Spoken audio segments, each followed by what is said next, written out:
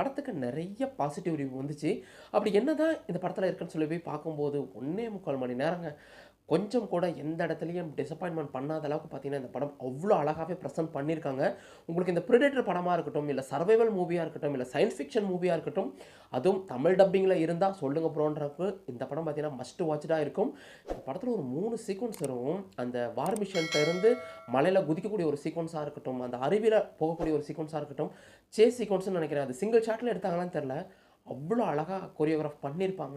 இத தவிர ஹீரோவுக்கு உண்டான அந்த ஒரு பேக் ஸ்டோரியா இருக்கட்டும், தன்னோட தம்பிய இழந்ததுனால அவர் தூக்கமில்லாம டிப்ரஷனுக்குள்ள போறதா இருக்கட்டும், கிளைமாக்ஸ்ல முடிச்சுட்டு தூங்கக்கூடிய சீக்வென்ஸ்ன்னு சொல்லிட்டு, அவரோட கேரக்டரா இருக்குன்னு சொல்லிட்டு நீட்டாவே பிரசன்ட் பண்ணியிருக்காங்க. படத்துக்கு பார்த்தீங்கன்னா, செகண்ட் பார்ட்டுக்கு லீடும் குடுத்துருக்காங்க. பார்க்கலாம். அதுவும் எப்படி இருக்குன்னு சொல்லிட்டு. படம் தமிழ் டப்பிங்ல Netflixல அவைலபிளா இருக்குன்றப்ப, படத்தில பெருசா அடல்ட் கன்டென்ட் இல்லனாலும், ரத்தம் தெறிக்கக்கூடிய சீக்வென்ஸ் நெறைய இருக்கு. இத மட்டும் மைண்ட்ல வச்சுட்டு பாருங்க. நீங்க கொடுக்கக்கூடிய அந்த 1 1/4 மணி நேரத்துக்கு